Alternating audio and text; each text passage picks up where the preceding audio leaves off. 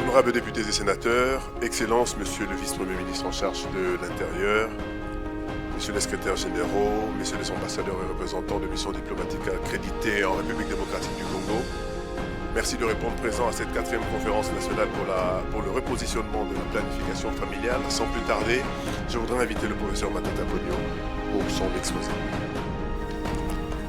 Excellences, Monsieur le Vice-Premier ministre, honorables sénateurs et députés, Mesdames et Messieurs les membres du gouvernement, Messieurs les ambassadeurs, chefs des missions diplomatiques, distingués invités, Mesdames et Messieurs. Presque tous les gouvernements africains parlent aujourd'hui de l'émergence de leurs économies. Ce phénomène est devenu presque à la mode, comme l'était l'avènement de la démocratie sur fond de la perestroïka vers les années 80 et 90. Pour certains pays, l'émergence est attendue en 2020. Pour d'autres, c'est en 2025 ou 2030, ainsi de suite. Mais l'Union africaine, quant à elle, parle de l'émergence de l'ensemble du continent vers 2063. Le sujet est donc d'actualité tant au niveau national qu'international, qu'il est important de connaître réellement son contenu. Les tentatives de définition de l'émergence dépendent jusqu'à présent d'approches différentes sur le sujet. Celles-ci tenant principalement d'une part des considérations de l'émergence du point de vue de la finance internationale, d'où l'expression des marchés émergents. C'est d'ailleurs M. Antoine van Admeyl, économiste néerlandais de la Société financière internationale, qui, le premier, utilise le mot émergence, c'était en 1981. Et d'autre part, des considérations visant à appréhender l'impact du phénomène de l'émergence sur la recomposition des équilibres géoéconomiques et géopolitiques internationaux. Ceci, dans la mesure où les pays émergents, parlant surtout du BRICS, s'affirment sur la scène internationale aux dépens des puissances issues des vagues développement intérieur. L'approche des spécialistes des économies africaines tente de corriger ces manques en adoptant une démarche fondée sur les facteurs aussi bien universels en matière de développement que spécifiques à la réalité africaine d'aujourd'hui. Ainsi, l'émergence est comprise comme un processus de transformation économique soutenu qui se traduit par des performances au plan social et humain et qui prend place dans un contexte politique et institutionnel stable, susceptible d'en assurer la soutenabilité.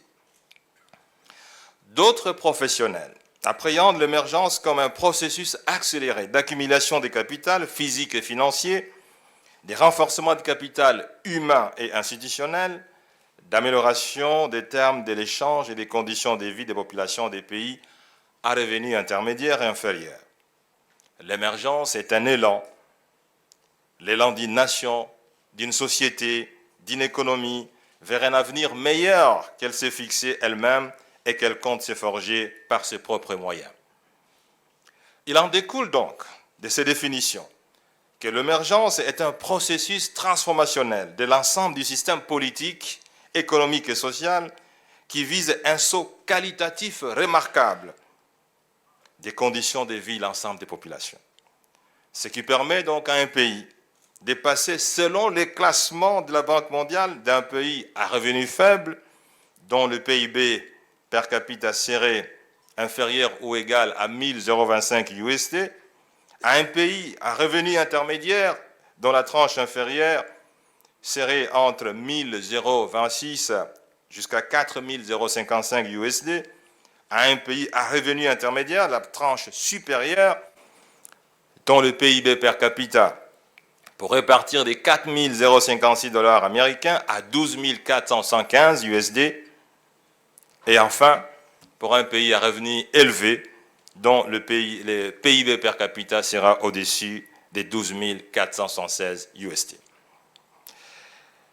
Et le facteur qui illustre le processus d'émergence dans un pays est en cours selon les étapes suivantes. Il faut absolument que le PIB ait une hausse régulière de son PIB et de revenus per capita. 2. Il faut une certaine progression du commerce extérieur qui soit supérieure à celle des échanges internationaux. 3. Il faut que les investissements directs étrangers soient importants et stables. 4. Il faut que les économies soient diversifiées et ne se reposent pas seulement sur les exportations des matières premières. Enfin, l'autre condition, il faut un certain dynamisme démographique offrant des perspectives prometteuses par la taille de leur marché. Voilà donc quelques caractéristiques. Mais alors, comment qualifier l'émergence ? Vouloir caractériser l'émergence revient à analyser les dynamiques sociopolitiques et économiques congruentes qui s'alimentent les unes les autres en un jeu de rétroactions positives qui rendent possible l'accélération des processus de transformation sociale. Ces dynamiques ont été schématisées par une pyramide de l'émergence qui se présente comme suit. J'espère qu'il est au tableau.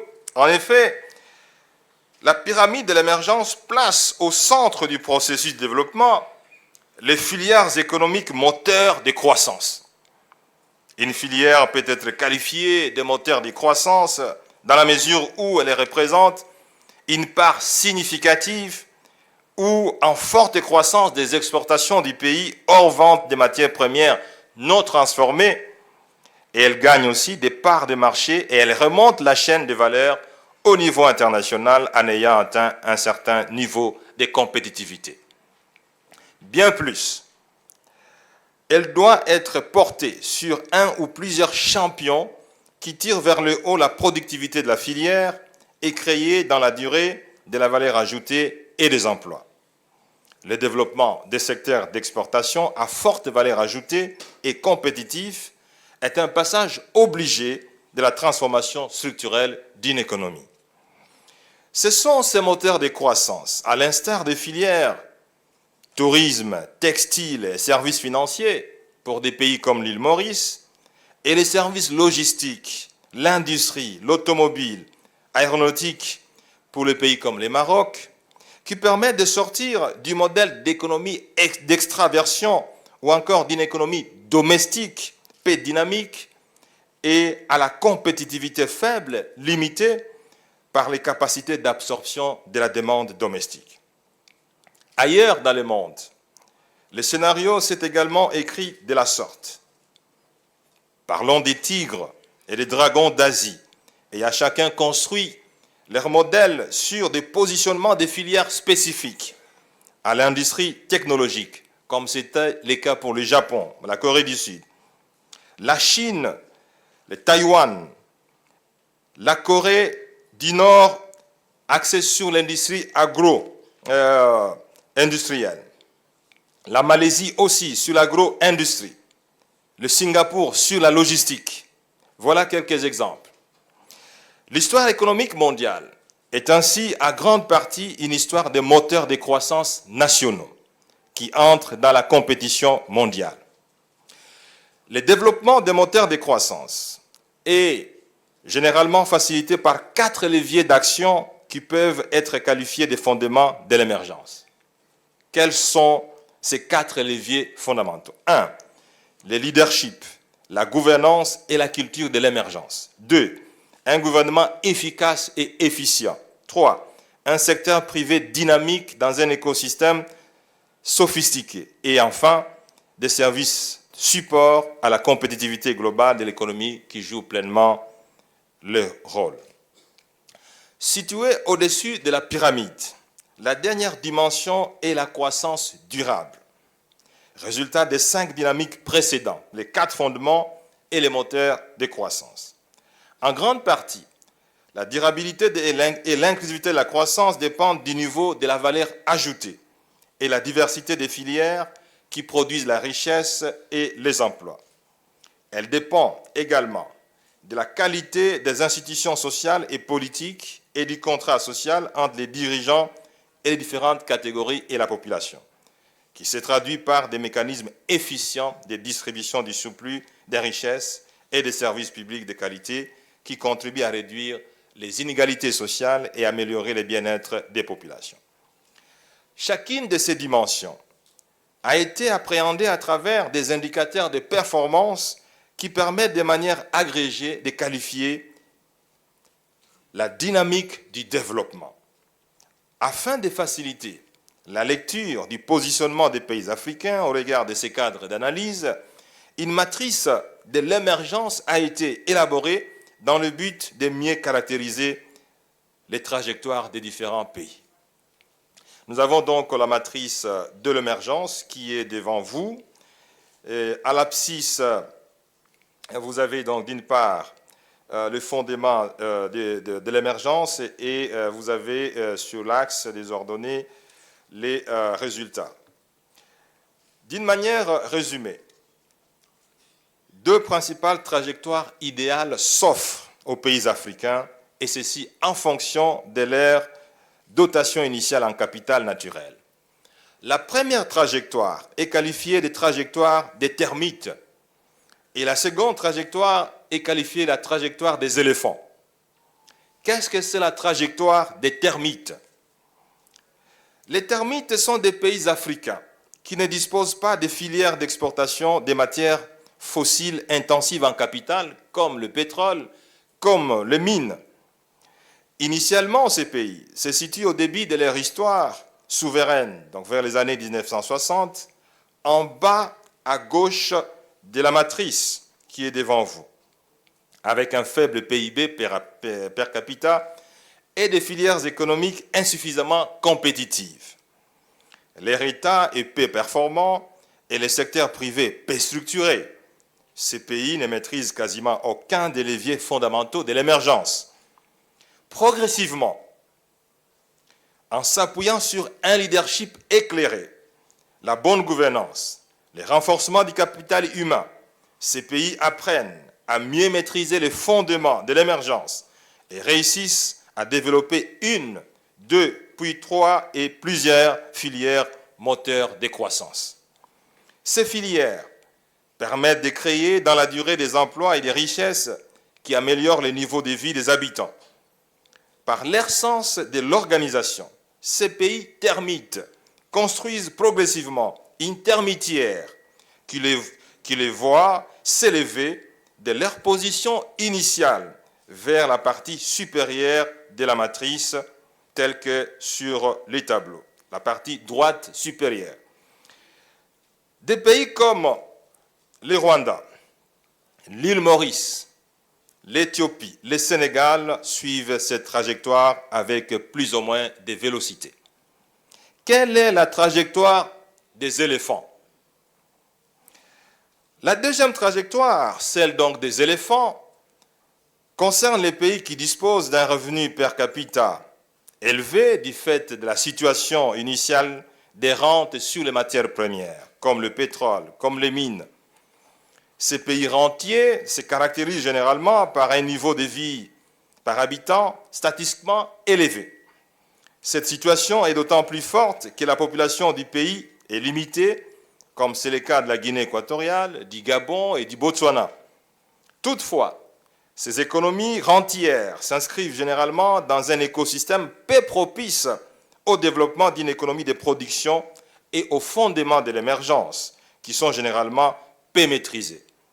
De ce fait, ces pays, que nous qualifions d'éléphants, parce qu'ils sont lourds et relativement moins agiles que d'autres, se situent généralement dans la partie supérieure gauche de la matrice que vous avez devant vous. La trajectoire idéale de l'éléphant consiste à passer de la partie supérieure gauche à la partie supérieure droite de la matrice. Ce passage requiert une meilleure maîtrise des fondements de l'émergence et le développement des filières moteurs de croissance qui diversifient la structure économique du pays. Historiquement, en Afrique, très peu d'éléphants ont réussi à s'inscrire dans cette trajectoire. Les Botswana, pays africain, aurait dû prendre cet itinéraire, mais n'a pas encore suffisamment développé de nouveaux moteurs de croissance au-delà des sa rente liée à l'exploitation des diamants. Il faut quand même féliciter ces pays qui a fait un bond considérable dans le domaine de la gouvernance. Ailleurs dans le monde, des pays comme la Norvège et désormais les pays du Golfe exemplifient cette trajectoire. Enfin, l'indice de l'émergence, qui agrège et synthétise les différentes dimensions du cadre analytique de la pyramide de l'émergence que vous avez regardé tout à l'heure, permet de situer en un instant donné la distance d'un pays par rapport au seuil critique à partir duquel un pays peut être qualifié d'émergent, car inscrit dans une dynamique de progrès à certains seuils de maturité. Cet indice auquel nous nous référons dans les lignes qui suivent a été rendu public en mars 2017 par des experts hautement qualifiés dans la question de l'émergence des pays africains. Excellences, Monsieur le Vice-Premier ministre, distingués invités, Mesdames et Messieurs, nous nous inspirons de l'analyse faite par l'Observatoire de l'émergence africaine, OBEMA en sigle, qui a établi un indicateur pertinent à cet effet pour classifier les pays africains sur la trajectoire de l'émergence. Multidimensionnel et contextuel, ce nouvel indice de l'émergence en Afrique retient 23 indicateurs fournissant un cadre opératoire permettant de saisir les dynamiques éventuelles ou non d'émergence. Ces indicateurs sont regroupés en 4 dimensions, dont la première est la dimension politique, la seconde, la dimension économique, la troisième relève quant à elle du développement humain, et enfin la quatrième dimension, elle est sociétale. Ainsi, sur base des scores qui vont de 0 à 100, l'index de l'émergence en Afrique établit une classification réservant de nombreuses surprises aux pays africains en les qualifiant d'émergents, de seuil, de potentiels ou d'autres. Sont donc qualifiés des pays émergents, ceux qui sont engagés dans un processus de transformation économique soutenu dans un contexte sociopolitique inclusif et institutionnellement stable, susceptible d'en assurer la soutenabilité. On y retrouve 11 pays africains avec en leur tête l'île Maurice, premier, l'Afrique du Sud, deuxième, et le Seychelles, troisième. Le seuil désigne quant à lui les pays qui sont à la limite au-delà de laquelle pourrait s'amorcer le processus d'émergence. On y retrouve également 11 pays avec en tête l'Égypte classée 12e, l'Ouganda classée 13e, l'Algérie classée 14e. Pour sa part, la catégorie qualifiée des potentiels concerne les pays qui, certes, possèdent des ressources et des capacités importantes, mais ne réussissent pas encore à se mobiliser en vue de l'émergence. Il concerne le plus gros des contingents, avec 21 pays africains, parmi lesquels on retrouve les Djibouti, classés 23e, les Comores, classés 24e, ou encore le Libéria, 25e, et la République démocratique du Congo, 43e. Enfin, la catégorie « Autres » correspond aux pays dont les performances ne permettent pas, en ces domaines du moins, de les positionner sur la voie de l'émergence. On y retrouve aussi 11 pays avec, en fin de classement, les Tchad, 52e, le Soudan du Sud, 53e, et enfin la Somalie, 54e. Mesdames et messieurs distingués invités, dans l'ensemble, on observe que l'Afrique australe dévance les autres régions dans les domaines du politique et du développement humain, tandis que l'Afrique du Nord occupe la première place dans les 2 autres dimensions économiques et société. La région méridionale du continent constitue donc la seule à se positionner convenablement dans toutes les dimensions de l'index de l'émergence en Afrique en 2017. L'Afrique centrale, parce que nous nous y trouvons, se place en dernière dans tous les domaines, sauf pour le développement humain où elle occupe la seconde place, loin derrière l'Afrique australe qui se positionne en tête des listes. La RDC est-elle sur le chemin de l'émergence? Distingués invités, mesdames et messieurs, comme vous pouvez le constater, la République démocratique du Congo occupe la 43e place de ces classements sur l'émergence. Loin de nous l'idée de chercher à savoir si les classements ont été objectifs ou pas. Nous faisons confiance à la qualité de l'étude qui a été faite par les experts. Le plus important est de constater que la RDC n'est pas un pays émergent. Elle n'est pas non plus bien classée. Elle est bien derrière certains pays dont le potentiel en sol et sous-sol est de loin inférieur à celui de la République démocratique du Congo. Qu'est-ce qui explique cette situation peu enviable et que faut-il faire pour remettre la RDC sur la trajectoire de l'émergence? La RDC est l'une des 3 économies subsahariennes potentiellement destinées à tracter la machine de l'émergence dans les continents africains. Le Nigeria à l'ouest, l'Afrique du Sud au sud et la RDC au centre. La RDC dispose de tous les atouts pour passer du statut d'éléphant, tel que nous l'avons décrit tout à l'heure, à celui des tigres ou d'un dragon, et pourquoi pas d'un léopard, conformément aux emblèmes historiques de notre nation. Pour les experts, 4 périodes dessinent clairement le survol de l'économie congolaise depuis 1968 jusqu'en 2017. De 1968 en 1973, la RDC est bel et bien sur la trajectoire de l'émergence. C'est la période du boom de l'économie congolaise. Elle en constitue l'âge d'or même de notre économie. Elle est créditée, 1, d'une croissance du PIB réel de 6,9% en moyenne annuelle, avec un pic de 9,7% en 1970, non atteint jusqu'à ces jours, des réserves d'échange en autonomie jamais réalisées en termes d'importation, 4 mois d'autonomie, d'un bastion d'industrialisation du continent constitué de la sidérurgie, de la métallurgie, de la manufacture, des usines de montage de véhicules, des agro-industries. Ça, c'était l'âge d'or de la RDC.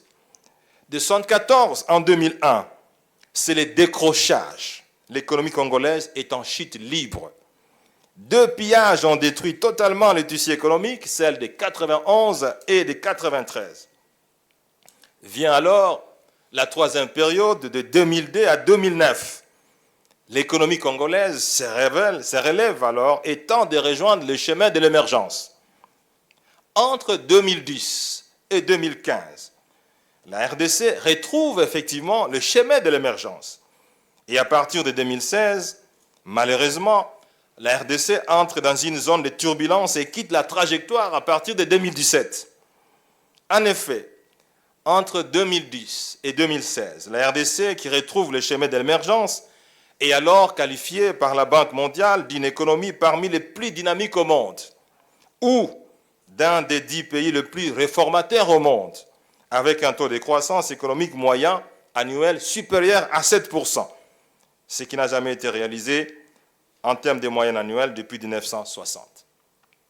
La RDC est citée alors dans des conférences internationales comme modèle de croissance forte, de stabilité du cadre macroéconomique, avec une monnaie qui sert parfois des monnaies refuges en Zambie et en Angola. Le modèle congolais est même expliqué et applaudi dans des universités comme au Ghana et au Caire. Mesdames et messieurs distingués invités, quels sont les leviers qui permettent à la RDC de retrouver la trajectoire de l'émergence de la période 1968 en 1973, après avoir dilapidé près de 3 décennies d'errance économique? C'est bien le leadership et la gouvernance qui ont redonné au gouvernement le pouvoir d'agir de manière efficace et d'assainir progressivement le climat des affaires et de donner au secteur privé la possibilité d'opérer de manière dynamique dans un environnement davantage prédictible et de moins en moins contraignant tiré par la demande intérieure. De même, entre 2010 et 2016, les gouvernements ont exercé un leadership transformationnel qui a permis la mise en œuvre des réformes d'envergure, lesquelles ont impacté positivement l'économie nationale. Les réformes institutionnelles en vue de promouvoir la gouvernance et d'améliorer l'efficacité de l'État ont été inscrites comme le point de départ pour la mise en œuvre des priorités stratégiques de la croissance et du développement. Et à partir de 2010, le mois de mars 2010, ces réformes ont été intensifiées afin de réhabiliter l'État dans son rôle économique pour soutenir la croissance et stimuler l'économie dans son chemin de l'émergence. La RDC face à ces défis de l'émergence. Le gouvernement de la République démocratique du Congo a décidé de doter la RDC d'un plan national stratégique de développement, PNSD en sigle, reflet d'une vision et d'un cadre stratégique pour affronter les défis à l'horizon 2050. Le PNSD devait couvrir l'horizon 2017-2050 et son opéralisation devrait être assurée à travers la mise en œuvre de 7 plans quinquennaux. Le sous-développement, d'une manière générale, est caractérisé par des contraintes et antivaleurs qui empêchent le progrès économique et social et qui emprisonnent l'État dans une trappe de pauvreté. Il faut absolument appliquer un traitement de choc qui passe par la mise en œuvre des réformes d'envergure, souvent douloureuses, mais indispensables et inévitables. Tout effort de redressement économique semble être bloqué par les rentiers, qui sont généralement les grands perdants des réformes, contre la majorité de la population qui est souvent la gagnante. Que faut-il faire pour y arriver? Il faut un État développeur, comme celui qui a été à la base de la croissance phénoménale de certains pays comme le Japon, la Corée du Sud, le Taïwan ou la Thaïlande. Un État développeur est un État fort, est un État pro, est un État facilitateur. Un État fort, selon Gunnar Myrdal, c'est celui qui est capable de prendre des décisions claires au profit de la majorité de la population et de les faire respecter, à l'opposé d'un État mou qui ne peut faire respecter les décisions qu'il prend car il n'arrive pas à résister aux groupes d'intérêt et aux lobbyistes. Un État pro, c'est celui qui explique notamment les succès des États asiatiques, est un État à la fois producteur, protecteur et programmateur, et même prospecteur. Enfin, un État facilitateur est celui qui fonde l'expansion du pays sur la politique industrielle. En effet, toute transformation structurelle visant la croissance économique en volume et le revenu national implique d'élever le niveau de la production industrielle. En réalité, il ne peut y avoir d'émergence sans industrialisation. L'une des voies pour arriver à cette industrialisation passe par la nouvelle doctrine du structuralisme, plus adaptée aux pays en retard de leur retard, comme la RDC, ce qui recommande l'intervention de l'État pour appuyer la nouvelle industrie naissante. En effet, la transformation structurelle par l'industrialisation exige que les firmes domestiques opèrent dans un environnement concurrentiel qui risque de les étouffer à leur naissance. Cette stratégie ne doit pas oublier la transformation structurelle de l'agriculture pour qu'elle devienne un marché pour les technologies industrielles en même temps que l'accroissement du revenu rural permettant d'absorber les produits manufacturés. Distingués invités, mesdames et messieurs, un État développeur nécessaire pour l'émergence nécessite un leadership réformateur d'envergure qui se décompose en leadership visionnaire situé au sommet de l'État, leadership exécutif et transformationnel au niveau du gouvernement et leadership opérationnel au niveau des entreprises, institutions publiques et services publics de l'État. Des institutions qui combattent la corruption et qui restaurent la bonne gouvernance, sans laquelle l'on ne peut imaginer l'avènement des progrès économiques et sociaux, sont indispensables. Ces institutions doivent être animées par un capital humain de qualité, raison pour laquelle le pays doit se doter d'une administration publique efficace. C'est dans cet ordre d'idées que nous avons appuyé la création de l'École nationale d'administration. C'est aussi dans cette logique que nous avons soutenu l'idée de la création d'universités de haute technologie. Nous devons donc considérer la République démocratique du Congo comme un État candidat à l'émergence. Mais quelle a été la situation économique de l'État congolais en 1960? À titre d'exemple et à titre comparatif, la RDC avait en 1960 un PIB par habitant de 220 $ USD, soit 1,4 fois supérieur à celui de la Corée du Sud, qui était à la même période de 158 $ américains.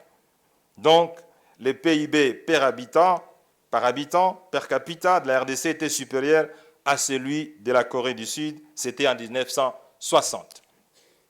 Voyons les statistiques en 2018. La RDC dispose d'un revenu par habitant de 930 $ américains en parité du pouvoir d'achat, contre 36 776,5 pour la Corée du Sud, soit 39,5 fois le PIB per capita de la RDC. En d'autres termes, en 58 ans, la RDC a multiplié sa richesse par 4 et la Corée du Sud a multiplié sa richesse par 233.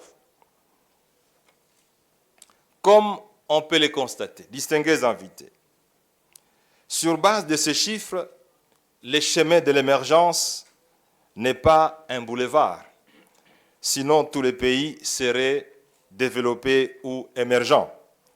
En plus de la paix, nous devons nous rappeler que l'émergence que nous recherchons ne peut se faire en l'absence de sacrifice, de la discipline, de la rigueur, de l'ordre, d'organisation, de travail assidu, d'éthique et de la morale.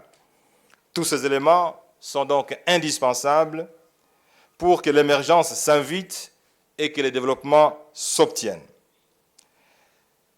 Pour finir, nous allons parler de l'inclusivité de la croissance, de l'émergence et de la planification familiale.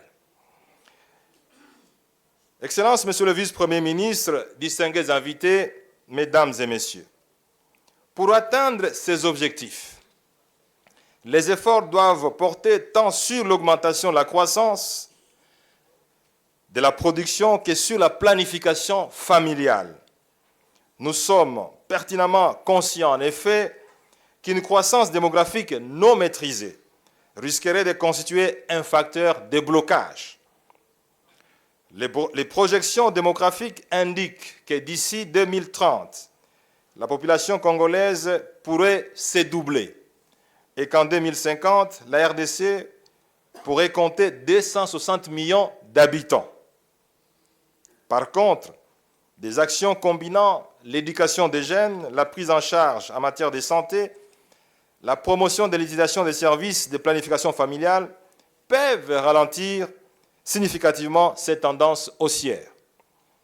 Le ralentissement de la croissance de la population, conjugué à l'amélioration du capital humain et la gouvernance, aura des effets bénéfiques sur la croissance économique et la réduction de la pauvreté.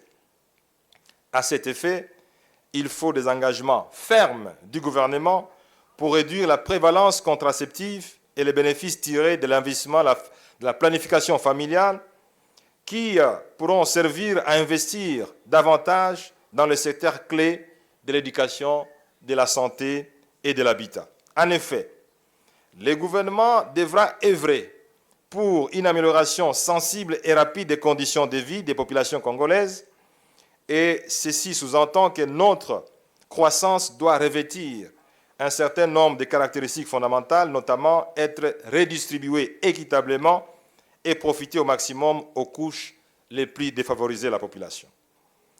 La croissance économique est importante, mais pas suffisante pour générer une augmentation durable du bien-être.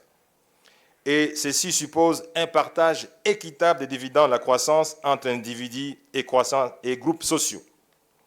La Banque asiatique a essayé de donner une définition d'une croissance inclusive. Selon elle, c'est une croissance qui non seulement crée de nouvelles possibilités économiques, mais qui assure aussi l'égalité d'accès à ces opportunités à tous les segments de la société et notamment aux pauvres. Un épisode de la croissance des revenus est considéré comme inclusif, dès lors qu'il permet la participation et la contribution de tous les membres de la société en mettant l'accent sur la capacité des pauvres et des catégories défavorisées à prendre part à la croissance. C'est l'aspect non discriminatoire de la croissance. Et deuxièmement, il est associé à un recul des inégalités dans les dimensions non monétaires du bien-être qui sont particulièrement importantes pour promouvoir les opportunités économiques, y compris l'éducation, la santé, la nutrition et l'intégration sociale. Conscient de l'ampleur de l'écart de développement, et je crois que le gouvernement développe des mécanismes et des stratégies de réflexion dans la conception des solutions innovantes aux défis du développement de la RDC, en vue de les propulser vers une croissance accélérée. Il nous faut donc que des plans de développement s'inscrivent dans le cadre d'une croissance inclusive qui permette la prise de décisions à portée à moyen et long terme. Ma conviction personnelle est qu'il n'existe pas de modèle de développement transposable et donc applicable à tous les pays pour l'émergence de leurs économies. Chaque nation ayant son histoire particulière peut développer son modèle d'émergence et de croissance. Cependant, les bonnes leçons et pratiques peuvent être partagées dès lors qu'elles sont théorisées et formalisées. C'est pourquoi, mesdames et messieurs, distingués invités, je reste convaincu que l'heure viendra où la RDC retrouvera encore son chemin d'émergence. Et nous devions donc travailler ensemble pour emprunter ce chemin, le chemin de la prospérité qui devra garantir l'avenir de toutes les générations. Ce chemin d'émergence est connu de tous. C'est le chemin d'un leadership fort et d'une gouvernance de qualité. C'est ce chemin qui a conduit les pays développés là où ils trônent depuis plusieurs décennies. C'est toujours ce chemin du leadership de qualité et de gouvernance de qualité qui a permis aux économies émergentes de se retrouver là où elles sont aujourd'hui.